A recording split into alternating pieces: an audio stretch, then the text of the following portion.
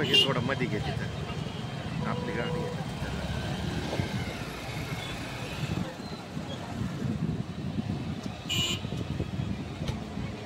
या ऑटोच्या पुढे नाही पुढे जाऊ दे, जाऊन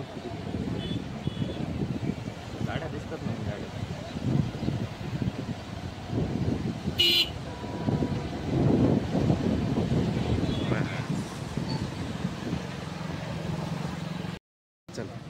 नमस्कार, लक्ष्मण टॉक्स मध्ये आपल्या सर्वांचं स्वागत आहे. आज आपण आलो आहोत नांदेड शहरातील रामसेतू पुलावर.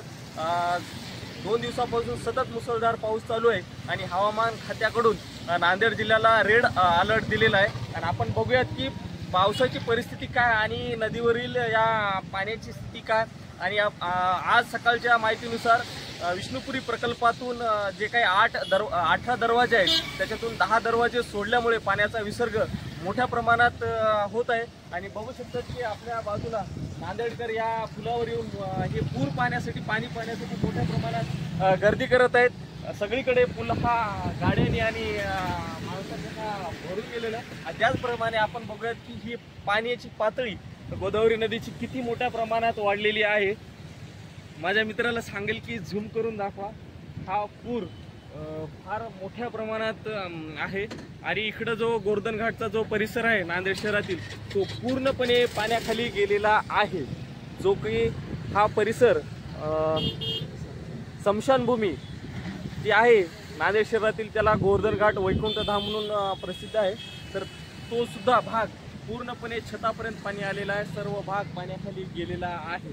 आणि हे पाऊस हे पाणी बघू शकतात की पलीकडील जो जुन्या मोंडातला पूल आहे त्यावर तो पण अर्ध्याच्या मधोमध आलेला आहे. आणि त्याच्या पलीकडे एक दासगुनू पूल आहे नावघाटचा, तो सुद्धा पूर्णपणे तो पूल पाण्याखाली गेलेला आहे. इकडे आजूबाजूला बघू शकतो की पाण्याच्या लाटा त्या किती मोठ्या प्रमाणात आहेत आणि वरून पावसाचे पाणी सुद्धा सुरू आहे. एकंदरीत नांदेड जिल्ह्याला आज रेड अलर्ट दिल्यामुळे नांदेडकरांनी सतर्क राहायचं आहे. आणि हे काही पाणी पाण्यासाठी येत आहेत नांदेडकर यांनी आपण पुलावर अशी गर्दी न करता आपल्या सोबतच्या मित्रांना धोक्यात टाकण्याचं काम आपण करत आहात असं मला वाटते. आणि पावसामुळे आपण घरीच राहा, सुरक्षित राहा. तर बघूयात.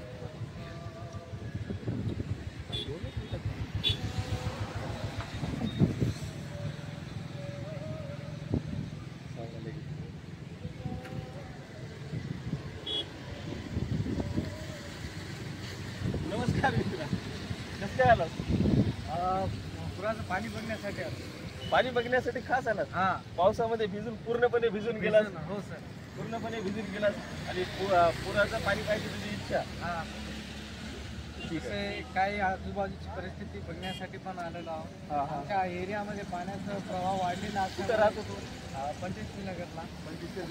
आपण बघू शकता की इकडून या विष्णुपुरी प्रकल्पातून हा पाण्याचा विसर्ग मोठ्या प्रमाणात होत आहे. त्याच्यात आज सकाळी 10 दरवाजे उघडलेले आहेत. आणि आजूबाजूच्या परिसरांना जिल्हाधिकारी यांनी सतर्कतेचा इशारा दिलेला आहे.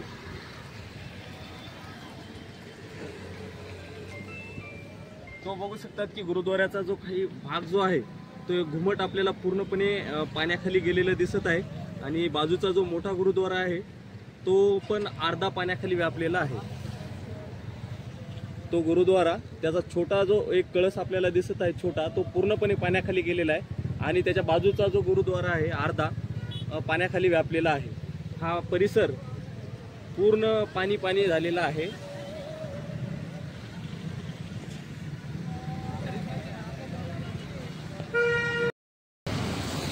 तर आपण या पुलावर पाणी पाहण्यासाठी आलेले एक ताई आहेत, त्यांच्याशी चर्चा करूयात.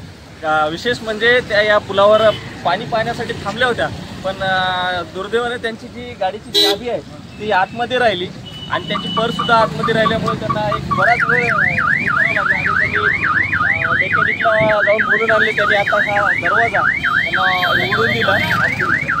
तुमचं नाव काय? एक साधिक. आणि हे गाडीचे ड्रायव्हर आहेत, 2 तासापासून पुलावर थांबले होते. त्यांना कुणी गाडी म्हणजे चाबी आणण्या मेकॅनिकला बोलवण्यासाठी कुठलंही हे त्यांच्याकडे साधन नव्हतं. तर मी त्यांना माझी गाडीची चाबी दिली आणि मेकॅनिकला घेऊन या असं सांगितल्यानंतर त्यांनी बोलले. आणि गाडीमधल्या जे ताई आहेत पाणी पाण्यामध्ये चांगलं होतं तर त्यांच्याशी चर्चा करू. ताई नमस्कार. नमस्कार. काय नाव तुमचं? पाणी पाहण्यासाठी म्हणून उतरलं आणि अचानक गाडी लॉक झाली, परंतु मला अजिबात भीती वाटली नाही, कारण मजा घेण्यात अजून मजा आली.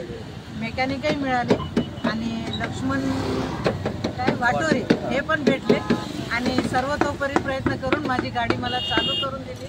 याचा खूप आनंद झाला आणि आम्ही संस्कार हॉस्पिटल कुदरोड परिवाराकडून मेकॅनिक भैयाचे आणि यांचे सगळ्यांचे आभार. धन्यवाद. गाडी चालू करून दिल्यास तुम्हाला आनंद आला आणि पुराचं पाणी पाहून सुद्धा तुम्हाला एकंदरीत आनंद आला. मजेतून मजा. ठीक आहे. ओके.